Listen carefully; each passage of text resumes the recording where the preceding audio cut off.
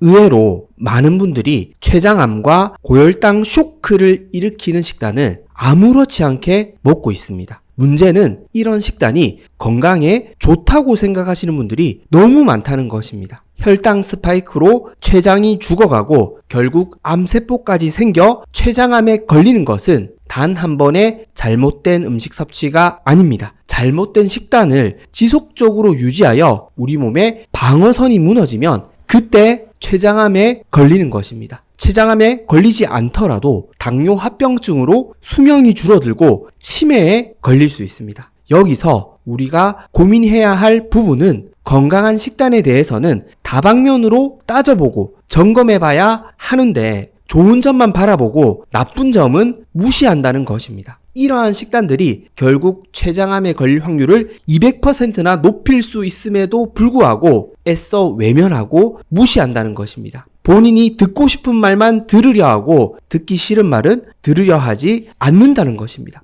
이 고집 때문에 우리 췌장은 죽어가고 있습니다. 그렇다면 어떤 식단이 우리 췌장을 죽어가게 만들고 암세포가 퍼지게 만드는지 진짜 범인을 찾고 이와 반대로 우리 췌장을 살리고 암세포를 때려잡는 식단은 무엇인지 그 해결책까지 점검해 보도록 하겠습니다. 그리고 구독과 좋아요로 응원해 주시면 이 영상을 더 많은 분께 전달하여 많은 생명을 구하고 더 유익한 영상으로 보답드릴 수 있으니 많은 성원 부탁드리겠습니다. 건강은 선택입니다. 선잘.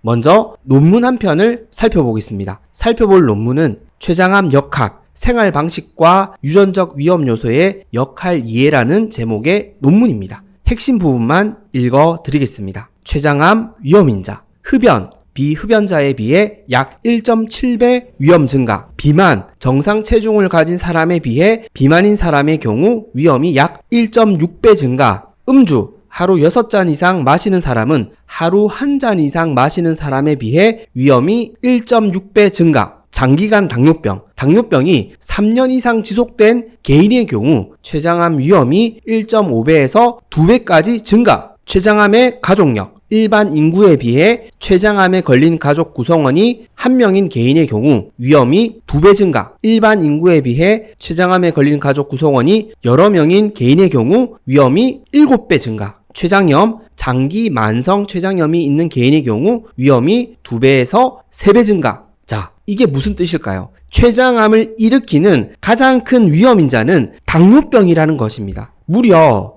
200%까지 증가했습니다. 그리고 가족 중에 췌장암에 걸린 사람이 여러 명이면 무려 700%나 증가했습니다. 가족은 대부분 같은 식단을 가지고 있습니다. 그래서 췌장암에 걸릴 수밖에 없다는 것입니다. 즉, 췌장암을 일으키는 가장 큰 원인은 당뇨병을 만드는 식단이라는 것입니다. 이 논문을 통해 우리는 너무나 쉬운 결론을 얻을 수 있습니다. 당뇨병이 왜 생깁니까? 인슐린 저항성 증가입니다. 즉, 인슐린 저항성을 높이는 식단이 췌장을 죽게 만들고 췌장암이라는 우리 인생의 대쇼크를 만드는 진짜 범인입니다. 자, 그렇다면 어떤 식단이 인슐린 저항성을 증가시키는지 우리가 놓친 부분이 있는지 점검해 보도록 하겠습니다. 첫 번째로 피해야 할 식단은 저염식입니다. 저염식이 살도 빼고 혈압도 낮추고 혈관 건강을 지키는 비결이라고 알고 계시는 분들이 많으신데요. 아닙니다. 이건 절대 아닙니다. 많은 분들이 속고 계신 것입니다. 저염식은 우리 혈관 건강을 망치고 인슐린 저항성을 높이고 심지어 치매까지 부를 수 있는, 수명까지 단축시킬 수 있는 최악의 소금 섭취 방법입니다. 이 부분은 너무나 중요하기 때문에 객관적인 근거로 논문 한 편을 소개해드리도록 하겠습니다. 소개해드릴 논문은 저염식과 관련된 건강 효과에 대한 상충되는 증거는 소금 식이 지침의 재설계를 요구합니다라는 제목의 논문입니다. 논문 내용의 핵심인 개요를 읽어드리겠습니다. 세계 인구의 95%는 평균 소금 섭취량이 6에서 12g으로 최대 하루 55g의 허용 1일 수준보다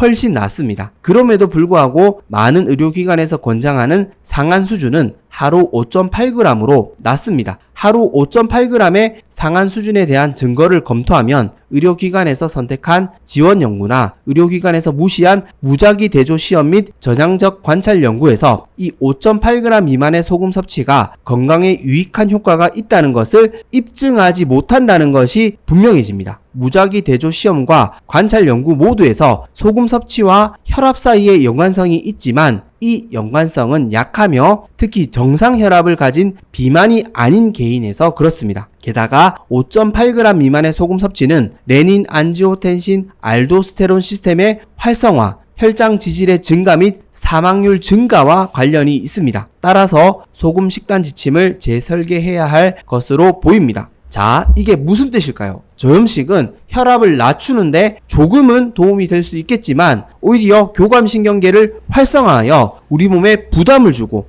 혈관 건강을 망치며 심지어 사망률을 증가시키기 때문에 저염식이라는 식이 지침을 다시 생각해 봐야 할 강력한 필요성이 있다는 것입니다. 쉽게 말씀드리자면 저염식은 우리 건강을 망치는 식이 지침이라는 것입니다. 이래도 믿지 않는 분이 있으실 것 같아 논문 한 편을 더 살펴보겠습니다. 두 번째 논문은 저염식단은 건강한 사람들의 인슐린 저항성을 증가시킨다라는 제목의 논문입니다. 개요 부분의 핵심만 읽어드리도록 하겠습니다. 저염식단은 레닌, 안지오텐신, 알도스테론 및 교감신경계를 활성화하는데 이 두 가지 모두 인슐린 저항성을 증가시킬 수 있습니다. 이래도 믿지 않으시겠습니까? 제가 지금까지 치매의 주된 원인이 무엇이라고 설명드렸습니까? 저는 지금까지 일관되게 설명드렸습니다. 바로 인슐린 저항성과 만성염증이었습니다. 즉 저염식이 인슐린 저항성을 높일 수 있고 이러한 습관이 지속되면 만병의 근원 대사증후군 뿐만 아니라 암과 치매 같은 심각한 질환에도 걸릴 수 있다는 것입니다. 이래도 저염식을 하시겠습니까? 이번에는 논문이 아닌 기본 상식으로 설명을 드려보겠습니다. 우리 몸의 체액은 맹물입니까? 소금물입니까? 네, 맞습니다. 전해질로 이루어진 소금물입니다. 그렇다면 소금을 지속적으로 적게 섭취하면 우리 몸의 체액은 줄어들까요? 그대로일까요? 늘어날까요? 우리가 활동하면서 몸에 소금이 배출되게 되면 전해질 농도를 맞추기 위해 수분을 배출합니다. 즉 우리 몸의 체액이 줄어듭니다. 이게 과연 건강에 좋을까요? 당연히 안 좋다는 것입니다. 진이 빠진다는 이야기를 많이 들어보셨을 것입니다. 네, 한마디로 진이 빠지게 됩니다. 온몸에 힘이 없습니다. 그런데 고작 혈압 조금 낮출 수 있다고 해서 저염식을 하시겠습니까? 진짜 혈압이 짜게 먹어서 높아졌습니까? 고혈압은 소금이 아니라 혈관이 좁아져서 생기는 질환입니다. 누구 때문에 혈관이 좁아졌습니까? 우리 몸을 망치는 진짜 원인을 생각하셔야 합니다. 소금은 우리 건강에 꼭 필요한 성분입니다. 절대 저염식을 하시면 안 됩니다. 물론 신장 투석을 하고 계시는 분들과 같이 특정 질환을 가지고 계시는 분들은 저염식이 필요한 경우도 있습니다. 이런 경우가 아니라면 저염식은 우리 몸을 망치는 식단입니다. 그렇다고 과하게 먹자가 아닙니다. 부족하지 않게 먹자는 것입니다. 참고로 우리나라 평균 소금 섭취량은 하루 10g이 조금 넘는 수준입니다. 그렇다면 이게 문제가 되는 수치일까요? 그렇지 않다는 것입니다. 전혀 문제가 없습니다. 그냥 그대로 드십시오. 문제가 되는 것은 소금이 아닙니다. 적당한 소금 섭취는 우리 건강에 필수라는 것을, 우리 건강을 지키고 치매를 예방하는 지름길이라는 것을 꼭 기억해 주십시오. 두 번째로 피해야 할 식단은 밀가루 음식을 짜게 먹는 식단입니다. 소금이 혈관 건강을 망치고 우리 건강을 망친 범인으로 지목받는 이유는 대부분의 음식에 들어가기 때문입니다. 즉 같이 있었으니 공범이 되는 것이고 주범으로 몰리는 것이죠. 소금이 진짜 범인입니까? 밀가루 음식에 소금이 안 들어가면 맛이 있을까요? 없을까요? 완전 맛이 없습니다. 아마 못 먹는 분들이 많으실 것 같습니다. 즉 소금이 들어가야 밀가루 음식의 맛이 완성됩니다. 예를 들어 칼국수에 들어가는 조미료는 무엇이 메인입니까? 네, 맞습니다. 칼국수 맛을 내는 핵심 조미료는 소금입니다. 다른 재료는 부가적인 맛을 내는 재료입니다. 소금으로 간을 맞추고 맛을 내는 것이 칼국수입니다. 그렇다면 라면은 어떨까요? 라면이 싱거우면 어떤 맛입니까? 아무런 맛이 없습니다. 그래서 소금이 함께 범인으로 몰린 것입니다. 앞서 말씀드린 것처럼 소금에게는 죄가 없습니다. 밀가루와 함께 있었기 때문에 죄를 뒤집어 쓴 것이죠. 자, 그렇다면 밀가루와 소금은 왜 함께 먹으면 안 될까요? 사실 이게 핵심이겠죠. 밀가루가 우리 건강에 안 좋다라는 것은 이미 너무나 많이 설명드렸습니다. 그래도 핵심만 말씀드리자면 혈당을 급격하게 올리고 장 건강을 망친다는 데 있었습니다. 즉 인슐린 저항성과 만성염증을 너무나 쉽게 악화시킬 수 있다는 것이죠. 소금은 이를 더 빠르게 진행시킬 수 있습니다. 왜냐하면 맛있기 때문입니다. 즉 즐겨 먹고 많이 먹게 만든다는 것입니다. 그리고 과도한 탄수화물 섭취가 혈관 보호벽을 파괴한다고 혈관 건강편에서 자세히 설명을 드렸었는데요. 안 그래도 밀가루 음식이 혈관벽을 많이 파괴하고 있는데 소금 섭취로 체액이 늘어나고 이로 인해 혈관이 팽창하면 어떻게 될까요? 파괴 속도가 더 빨라진다는 것입니다. 사실 이 점 때문에 소금이 범인으로 함께 몰리는 것이죠. 그러나 소금이 진짜 범인인 것은 아닙니다. 밀가루 음식이 진범입니다. 혈관을 파괴하고 혈관을 막는 것은 소금이 아니라 밀가루입니다. 문제는 소금이 이걸 가속시킬 수 있다는 것입니다. 그래서 소금은 밀가루 음식과 먹지 않는 것이 좋습니다. 아니, 밀가루 음식을 먹지 않는 것이 좋습니다. 밀가루 음식에 어떻게 소금을 안 넣을 수 있겠습니까? 이건 말이 되지 않습니다. 그냥 밀가루 음식을 줄여주십시오. 밀가루 음식은 치매 예방을 위해 1순위로 줄여야 할 음식입니다. 이걸 꼭 기억해 주시고 더욱 건강한 식단을 만들어 가셨으면 좋겠습니다. 밀가루가 줄면 줄수록 치매가 더욱 멀어집니다. 세 번째로 피해야 할 식단은 설탕과 소금을 함께 먹는 식단입니다. 즉 달고 짜게 먹는 식단입니다. 밀가루와 마찬가지로 설탕 역시 혈관 보호막을 쉽게 파괴하고 특히 지방간을 아주 빠르게 만들기 때문에 인슐린 저항성을 빠르게 악화시키며 이를 통해 혈관염증을 급속도로 가속시킬 수 있습니다. 한마디로 설탕 역시 혈관 건강에 최악인 음식이라는 것이죠. 그런데 설탕이 소금과 만나면 안 되는 이유에는 앞서 말씀드린 이유 외에도 또 다른 이유가 있습니다. 바로 당 중독입니다. 소금이 조미료로 많이 사용되는 이유는 해당 맛을 깊고 강하게 만들어준다는 데 있습니다. 고소한 맛이 메인이라면 소금을 넣게 되면 고소한 맛이 더 깊고 풍성해집니다. 칼칼한 맛이 메인이라면 소금을 넣게 되면 칼칼한 맛이 더 깊고 풍성해집니다. 그렇다면 단맛은 어떻게 될까요? 단맛 역시 더 깊고 풍성해집니다. 즉 극강의 달달한 맛을 구현해낼 수 있다는 것이죠. 이러한 자극적인 맛은 뇌에 강력한 자극을 주게 됩니다. 음식을 통해 행복하다는 느낌을 만드는 것이죠. 바로 도파민 분비입니다. 우리가 이러한 맛에 중독된다는 것은 우리 뇌신경 시냅스에서 배출하는 도파민에 중독된다는 것과 같은 말입니다. 이런 맛을 즐기게 되면 우리 뇌는 마비되어 버립니다. 이 자극을 받지 못하는 날은 어떻게 될까요? 우울해집니다. 그래서 또다시 자극적인 맛을 찾는 것이죠. 이게 바로 단맛에, 맛있는 음식에, 자극적인 음식에 중독되어 가는 과정입니다. 다른 말로는 습관이 만들어지는 과정입니다. 즉 소금은 우리가 설탕에 빠르게 중독되게 만들 수 있는 부스터로 작용할 수 있습니다. 그래서 소금과 설탕을 함께 먹으면 안 되는 이유입니다. 사실 이게 가능한가라고 생각하실 수 있는데요. 맞습니다. 소금과 설탕을 함께 먹지 말자고 말씀드리는 것이 아닙니다. 설탕을 줄이자는 취지에서 말씀드리는 것입니다. 보통 대부분의 음식들에 설탕과 소금이 함께 들어갑니다. 그렇다면 우리는 소금을 줄여야 하는 것이 아니라 설탕을 줄여야 합니다. 설탕이 범인입니다. 왜 소금이 범인처럼 느껴졌는지 이제는 충분히 공감해 주실 것 같습니다. 설탕을 줄여 주십시오. 치매라는 질병은 한 번의 식사, 수십 번의 식사로 만들어지는 것이 아닙니다. 수년, 수십 년의 식습관이 치매를 만듭니다. 그래서 오늘 설탕을 줄이지 않는다면 내일도 줄일 수 없고 습관도 바꿀 수 없습니다. 아직 늦지 않았습니다. 오늘부터 꼭 줄여주셨으면 좋겠습니다. 치매를 막을 수 있습니다. 네 번째로 피해야 할 식단은 곡식을 짠 반찬과 함께 먹는 식단입니다. 쌀 역시 밀가루와 같은 곡식입니다. 곡식은 혈당을 높이는 음식입니다. 혈당이 높아지면 앞서 말씀드린 것처럼 혈관 보호막이 약해집니다. 이 상태에서 염증이 생기면 혈관이 좁아지는 것이죠. 물론 혈당 자체가 높아지는 것이 뭐 그리 큰 문제겠어라고 생각하실 수 있는데요. 포도당 역시 우리 몸에 필요한 필수 에너지원이기 때문입니다. 맞습니다. 포도당 에너지가 바로바로 소비될 수 있다면 그렇게 큰 문제가 아닐 수 있습니다. 조금 노화되는 부분이야 어쩔 수 없는 부분이지만 근육에서 소비되고 장기에서 소모되고 지방으로 저장되는 포도당이 거의 없다면 그럴 수 있습니다. 그러나 이 높아진 혈당이 소모되지 않고 혈관 속의 포도당이 둥둥 떠다니면 어떻게 될까요?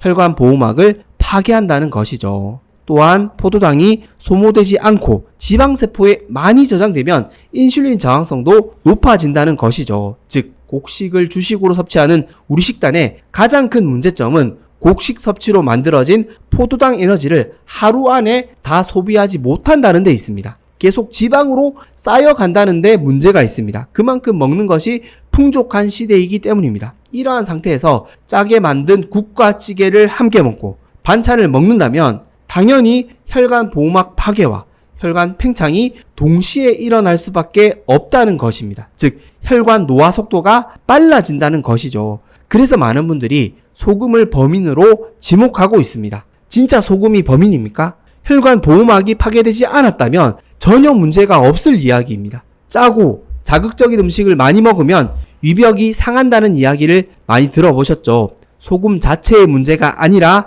탄수화물을 짜게 먹어서이기 때문입니다. 그런데 소금을 적게 먹는다고 이 문제가 해결될 수 있을까요? 없다는 것입니다. 핵심은 소금이 아니라 탄수화물입니다. 밀가루, 설탕, 밥, 즉 고탄수화물 식사라는 우리의 식단이 진짜 범인입니다. 그런데 여기서 현미와 잡곡은 괜찮지 않냐라고 생각하시는 분들이 있는데요. 혈당을 더디게 올릴 뿐입니다. 올라가기는 올라간다는 것입니다. 다 소모하지 못하면 아무 의미가 없습니다. 그래서 우리는 탄수화물을 줄여야 합니다. 소금이 아닙니다. 탄수화물과 소금을 함께 먹지 말자도 아닙니다. 그냥 탄수화물을 우리 식단에서 줄여주십시오. 탄수화물을 줄이면 혈관 노화 속도를 늦출 수 있습니다. 치매 역시 멀어질 수 있습니다. 5번째로 피해야 할 식단은 초고염식입니다. 조금 짜게 또는 일반적으로 짜게 먹는 한국인의 식단이라는 관점은 크게 문제되지 않습니다. 그러나 과도한 염분 섭취,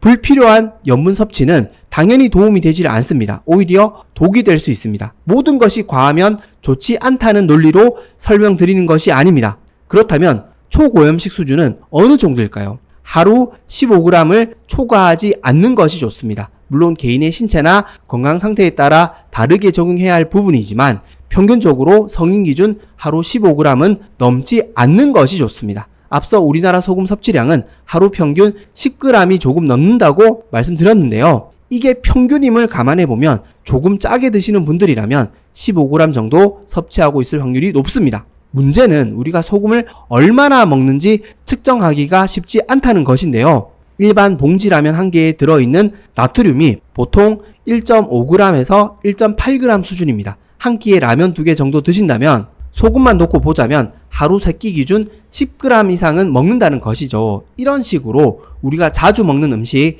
그리고 몇 가지 반찬에 들어있는 나트륨 함유량을 조사해보면 대략적인 감은 잡으실 수 있습니다. 종합해보면 평소 간을 어느 정도 해서 드신다면 일부러 소금 섭취를 따로 하실 필요는 없습니다. 그런데 주변에서 너무 짜게 드신다고 이야기를 하신다면 체크는 해보실 필요가 있겠습니다. 핵심은 맵고 짜게 먹는 자극적인 식습관이 결국 탄수화물을 많이 섭취하게 만든다는 것입니다. 짠 반찬만 먹을 수 없습니다. 짠 국과 찌개만 먹을 수 없습니다. 밥과 함께 먹어야 하고 면과 함께 먹어야 단맛과 함께 먹어야 그래야 먹을 수 있기 때문입니다. 그래서 우리 건강이 안 좋아진 이유입니다. 이제는 소금을 건강하게 드셔야 합니다. 혈관 파괴, 인슐린 저항성과 만성염증으로 우리의 건강을 망치는 소금이 아니라 우리 몸을 살리는 소금으로 드셔야 합니다. 자, 소금이라는 관점에서 인슐린 저항성을 증가시키고 고혈당 쇼크, 췌장암을 일으키는 식단이 무엇인지 확인해 보았습니다. 이번에는 골다공증이라는 측면에서 살펴보겠습니다.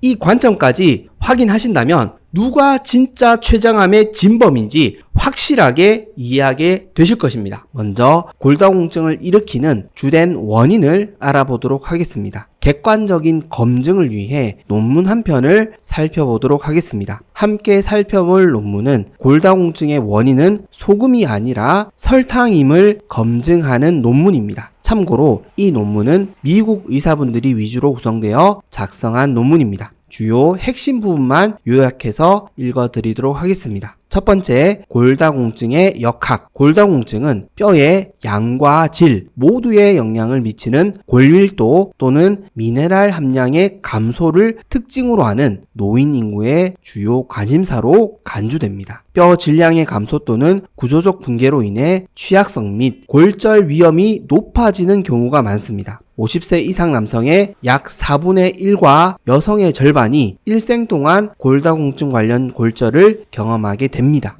실제로 골다공증 관련 원인으로 인해 매년 150만 건의 골절이 보고되고 있으며 여기에는 손목 골절 25만 건, 고관절 골절 30만 건, 기타 신체 부위 골절 30만 건 이상, 척추 골절 70만 건이 포함됩니다. 이러한 골절은 상당한 통증, 질병률, 심지어 사망과도 관련이 있습니다. 더욱이 전 세계적으로 수명이 연장되면서 골다공증 위험에 처한 인구의 비율이 크게 증가했습니다. 골다공증 발병에는 다양한 요인이 중요한 역할을 합니다. 그러나 소금이나 설탕이 뼈 건강에 미치는 영향은 잘 알려져 있지 않습니다. 본 리뷰 논문의 목적은 소금 및 또는 설탕 함량이 높은 식단이 뼈 건강 및 골다공증 위험에 미치는 영향을 확인하는 것입니다. 두 번째, 골다공증의 위험 요인. 수정 불가능한 위험 요인 중 나이, 성별, 유전적 요인, 인종 등이 골다공증과 관련이 있습니다.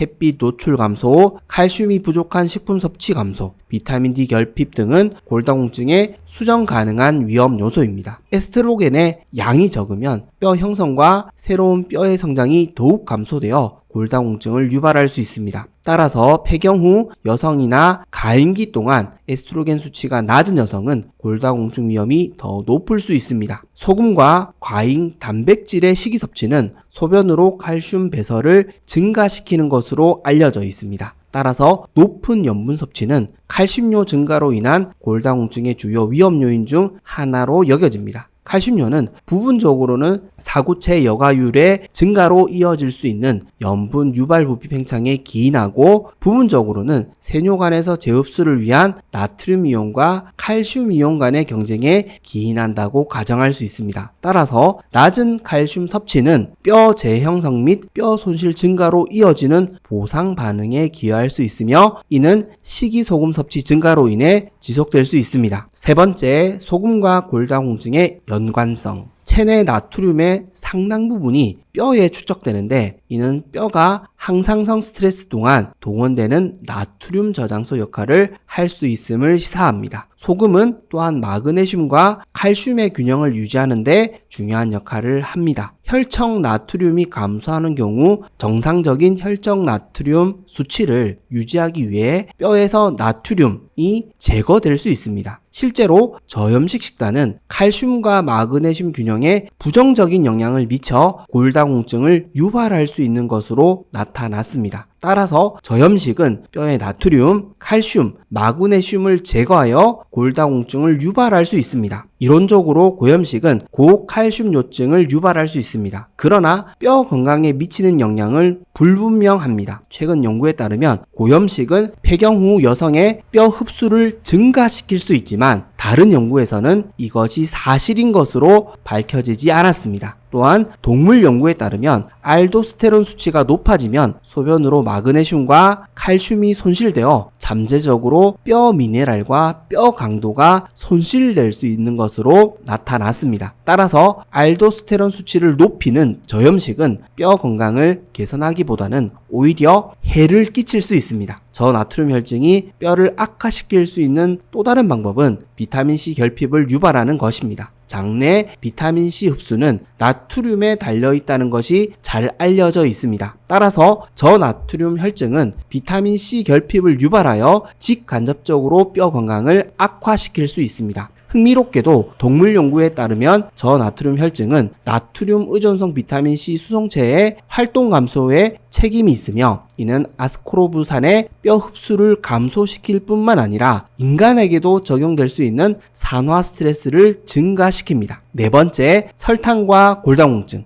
현재 문헌은 영양 결핍이 골다공증의 실질적인 위험 요소일 수 있음을 시사합니다. 영양 과잉과 그에 따른 영양 결핍의 영향을 가장 많이 받는 그룹은 정제된 탄수화물과 첨가당을 과도하게 섭취하는 어린이와 청소년입니다. 첨가당을 가장 많이 섭취하는 청소년은 식이설탕이 최고 골량에 미치는 해로운 영향에 특히 취약할 수 있습니다. 청량음료를 정기적으로 섭취하는 것은 첨가당의 함량이 매우 높은 것으로 악명 높으며 부분적으로 칼슘이 풍부한 음료를 대체함으로써 골절 발생 위험이 증가하는 것과 관련이 있습니다. 연구에 따르면 청량음료에는 중요한 영양소가 부족하다는 사실이 밝혀졌습니다. 또한 무탄산 과일 주스, 탄산 콜라 음료 등 단 음료 섭취는 골절 위험 증가와 유의미한 연관성이 있습니다. 하루에 과일 주스와 콜라를 반 캔씩 마시면 골절 발생 위험이 각각 1.6배, 1.7배 증가했습니다. 한 연구에서는 건강한 피험자가 갈락토스와 포도당 100g을 섭취하면 소변으로 칼슘, 마그네슘, 칼륨의 배설이 크게 증가한다고 보고했습니다. 저자들은 설탕 섭취가 나트륨 배설에 아무런 영향을 미치지 않는다고 지적했습니다. 또한 설탕 섭취는 비타민 D의 활성 형태 감소와도 연관되어 있어 장내 칼슘 흡수가 감소합니다. 따라서 설탕 함량이 높은 식단은 칼슘과 비타민 D 결핍을 유발할 수 있습니다. 설탕을 과도하게 섭취하면 혈액 내 포도당 수치가 높아져 뼈 형성이 손상될 수 있습니다. 더욱이 고혈당증은 뼈의 질과 밀도가 낮아지는 것과 관련이 있습니다. 또 다른 연구에서는 쥐를 대상으로 한 실험 결과에 따르면 포도당은 식품으로 섭취하는 자당에 비해 뼈에 심각한 해를 끼치는 것으로 나타났습니다. 위에 언급된 모든 데이터는 과당이 전반적인 뼈 건강에 해로운 영향을 미칠 수 있음을 시사합니다. 과당이 뼈 건강에 전반적으로 부정적인 영향을 미칠 수 있는 마지막 메커니즘은 인슐린 저항성과 고혈당증 때문입니다. 실제로 당뇨병과 고혈당증은 골다공증, 골절, 뼈 강도 손상 및 뼈 재형성의 위험이 더 높습니다. 다섯 번째 결론, 요약하면 골다공증에 대한 더 큰 위험 요소를 제공하는 것은 소금이 아니라 설탕입니다. 식이설탕의 과잉 섭취는 칼슘과 마그네슘의 소변 배설을 증가시키고 활성 비타민 D 수준을 낮추어 칼슘의 장내 흡수를 감소시키며 뼈를 손상시킴으로써 골다공증의 위험을 증가시킬 가능성이 있습니다. 자, 논문에서 이야기하고 싶은 핵심 주제는 무엇일까요? 골다공증의 주된 원인은 과도한 설탕 섭취라는 것입니다. 설탕이 뼈에 있는 무기질을 배출시킨다는 것입니다. 심지어 비타민 D가 활동하는 것을 방해하고 이로써 칼슘 흡수를 방해한다는 것입니다. 물론 논문에서는 폐경기로 인한 호르몬 영향이 나트륨 섭취로 인한 칼슘 배출이 영향을 줄 수 있다는 것을 이야기하고 있습니다. 그러나 오히려 저염식이 골다공증을 일으킬 수 있다는 것을 역설합니다. 즉 우리가 골다공증 예방을 위해 신경 써야 할 것은 소금이 아니라 설탕이라는 것입니다. 자, 이제 골다공증의 진짜 범인을 알아냈습니다. 그러나 이렇게 알고 계시는 것으로는 부족합니다. 실제 어떤 식단이 골다공증의 위험을 높이는지, 오히려 어떤 식단이 우리 뼈 건강을 지켜줄 수 있는지 알아보도록 하겠습니다. 첫 번째로 우리가 피해야 할 식단은 탄수화물 위주의 식단입니다. 논문에서 말한 설탕이라는 음식은 정제 탄수화물입니다. 즉 설탕만 피하면 된다는 것이 아닙니다. 설탕처럼 혈당을 급격하게 올리고 인슐린 저항성을 높이며 지방간 등의 대사증후군을 유발하는 음식이라면 함께 줄여나가야 된다는 것입니다. 우리가 주식으로 먹는 백미, 빵과 면, 그리고 각종 간식과 음료수 모두 줄여나가야 합니다. 골다공증 환자가 폭발적으로 늘어가는 이유는 무엇일까요? 지금의 우리 식단입니다. 지금 우리가 먹고 있는 식습관입니다. 밥 한 공기에 채소가 풍성한 건강한 반찬을 챙겨 먹으면 뭐 그리 큰 문제가 있겠어 라고 생각하시는 분들이 있습니다. 네, 그렇게 생각하실 수 있습니다. 문제는 그 밥 한 공기가 우리의 주식이라는 것입니다. 그 한 공기가 주요 에너지원이라는 것입니다. 그 한 공기가 혈당을 올리고 뼈에 구멍을 조금씩 낸다는 것입니다. 밥 한 공기가 메인입니다. 국수나 라면 같은 면 요리야 말할 것도 없습니다. 이런 식단을 지속적으로 유지하신다면 골다공증을 적극적으로 예방하기 어렵습니다. 무엇이 진실인지 이제 자세히 확인하셨으니 탄수화물을 주식으로 삼는 식단을 바꾸어 주십시오. 그래야 우리 뼈 건강을 지킬 수 있습니다. 두 번째로 우리가 피해야 할 식단은 완전 채식입니다. 아니, 채식이 건강한 식단 아니었어 라고 생각하실 수 있는데요. 채식은 좋은 식단이 맞습니다. 그러나 완벽한 식단은 아닙니다. 특히 완전 채식은 더더욱 아닙니다. 제가 지난 영상에서 채식의 문제점에 대해 자세히 소개해 드렸었는데요. 핵심만 요약해 드리자면 채식은 결국 부족한 에너지를 곡물이나 과일로 채울 수밖에 없기 때문에 인슐린 저항성 관리에 한계가 있다라고 말씀드렸습니다. 즉 채식은 탄수화물 위주의 식사입니다. 결코 채소 위주의 식사가 아닙니다. 탄수화물 위주의 식사이기에 설탕을 많이 먹을 확률이 더욱 높아집니다. 채소를 많이 챙겨 먹으려고 주식을 곡물로 유지할 수밖에 없다면 어떻게 완벽한 식단이 될 수 있겠습니까? 물론 통곡물은 괜찮지 않냐라고 생각하실 수 있습니다. 그렇지 않습니다. 혈당이 더디게 올라간다는 것이지 안 올라간다는 것이 아닙니다. 그리고 채식은 비타민 D를 제대로 섭취할 수 없습니다. 비타민 D 부족이 골다공증의 원인입니다. 치매의 원인입니다. 그래서 채식은 목적을 가지고 단기간 실천하여 살을 빼고 독소를 배출하기 위해 사용하실 수는 있겠지만 장기간 유지하기에는 부담스러운 식단입니다. 장기간은 결코 권장드리지 않습니다. 세 번째로 피해야 할 식단은 달게 먹는 식습관입니다. 이제는 우리가 먹는 대부분의 반찬과 음식에 설탕이 들어 있습니다. 뼈 건강을 위해 먹는 멸치 볶음에도, 나물 반찬에도, 김치에도, 된장찌개에도, 김치찌개에도 이제는 설탕이 안 들어간 음식을 찾아보기 힘들 정도입니다. 나는 요리할 때 설탕을 많이 안 쓴다고 생각하실 수 있는데요. 조금씩 들어가더라도 결국 모든 반찬을 합치고 메인 요리에 들어간 설탕을 합치면 무시할 수준이 아닙니다. 설탕 대신 꿀을 사용하고 과일을 갈아서 넣고 대체당을 사용하시는 분들도 있습니다. 이런 노력이 아무 소용이 없다는 것은 아니지만 결국 달게 먹는 식습관을 우리가 유지한다면 뼈 건강을 지킬 수 없습니다.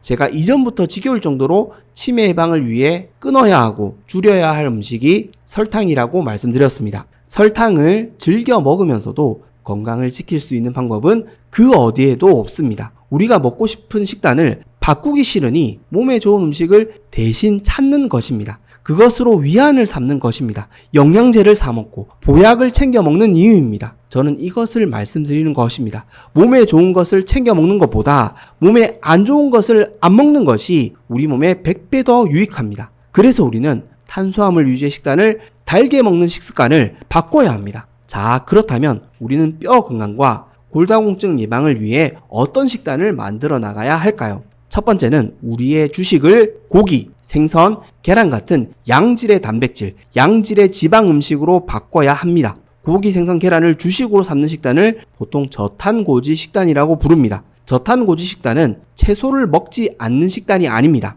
건강하고 풍성한 채소와 함께 곡식을 주식으로 삼는 것이 아니라 고기, 생선, 계란을 주식으로 삼아 먹는 식단입니다. 이 식단의 가장 큰 장점은 우리 몸에 쌓여있는 내장 지방을 건강하게 뺄 수 있고 인슐린 저항성을 낮출 수 있다는 것입니다. 사실상의 장수 식단이며 우리가 지속적으로 추구해야 할 식단입니다. 또한 뼈 건강에도 너무 좋은 식단입니다. 뼈 건강에 필요한 각종 무기질과 비타민 D, 비타민 K 등을 풍성하게 섭취할 수 있기 때문입니다. 그런데 아직도 고기와 생선을, 계란을 많이 먹으면 큰일 난다고 생각하시는 분들이 있습니다. 네, 맞습니다. 이 생각은 기존 의학계의 정설이었습니다. 그러나 이 정설은 영원한 진리가 아닙니다. 의학계에서 우리에게 건강한 식단이라고 강조했던 식단을 우리는 수십 년간 먹어왔습니다. 그런데 이상하게도 당뇨병은 너무 흔해졌으며 치매 환자는 100만 명을 넘어섰고 우리 아이들도 각종 질환에 시달리고 있습니다.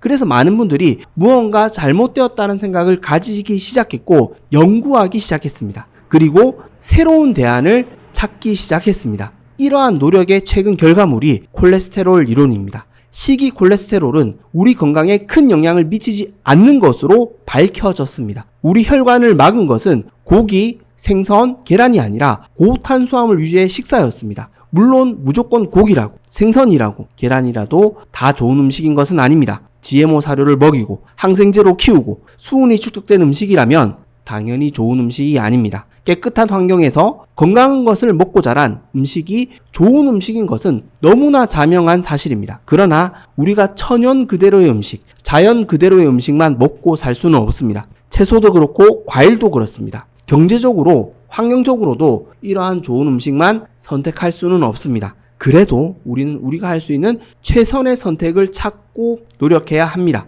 저는 저탄고지라는 식단이 그래도 인슐린 저항성을 낮출 수 있고 탄수화물 위주의 채식, 가공식품 위주의 식사보다는 훨씬 건강한 식단이기 때문에 우리가 할 수 있는 최선의 선택이라고 생각합니다. 그리고 우리에게 허락된 경제적 환경 내에서 유기농 채소와 건강하게 자란 고기, 생선, 계란을 챙겨 먹는다면 지금보다는 훨씬 건강하고 행복한 삶을 만들 수 있으리라 확신합니다. 건강해지는 선택이 무엇인지 꼭 고민해 보시고 실천하셨으면 좋겠습니다. 저탄고지 식단은 뼈를 살리는 식단입니다. 두 번째는 적정한 염분 섭취입니다. 조금 더 쉽게 표현해 드리자면 저염식은 하지 않기입니다. 이 부분은 앞서 논문에서도 확인하셨던 부분입니다. 논문에서 저염식은 오히려 나트륨, 칼슘, 마그네슘을 뼈에서 제거하여 골다공증을 유발할 수 있다고 이야기하고 있습니다. 한마디로 뼈 건강을 망친다고 이야기하고 있습니다. 문제는 아직도 소금이 뼈 건강을 망친다고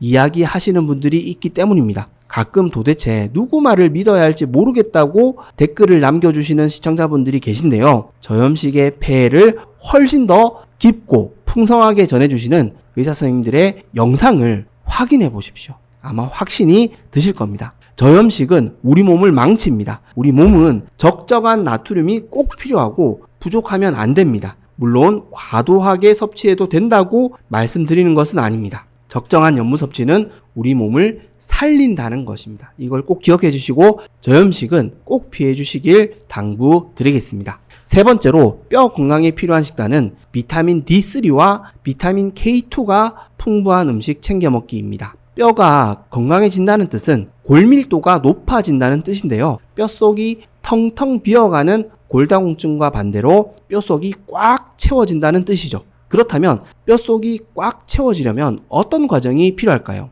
칼슘이 뼈에 저장될 수 있어야 합니다. 이때 필요한 필수 비타민이 비타민 A, 비타민 D3, 비타민 K2입니다. 칼슘만 많이 먹는다고 해서 뼈가 튼튼해지지 않습니다. 오히려 과다 섭취하면 칼슘이 혈관에 쌓여 동맥경화를 일으킬 수 있습니다. 그래서 칼슘은 보충제로 섭취하는 것보다는 자연 음식으로 적정하게 섭취하고 지용성 비타민이 풍부한 음식을 함께 섭취해 주는 것이 좋습니다. 비타민 A, 비타민 D3는 앞서 말씀드린 고기, 생선, 계란으로 풍성하게 섭취할 수 있습니다. 비타민 K2는 청국장과 나토 같은 발효 음식으로 풍성하게 섭취할 수 있는데요. 비타민 K2는 혈관 건강을 위해서도 꼭 챙겨 드셔야 할 영양소니 자주 챙겨 드시면 좋겠습니다. 네, 맞습니다. 고혈당 쇼크, 췌장암의 범인은 탄수화물입니다. 우리 건강의 주적은 과도한 탄수화물 섭취입니다. 즉, 탄수화물을 주식으로 하는 우리의 식단입니다. 탄수화물을 줄이면 줄일수록 우리 췌장은 살아납니다. 수명이 늘어납니다. 장수합니다.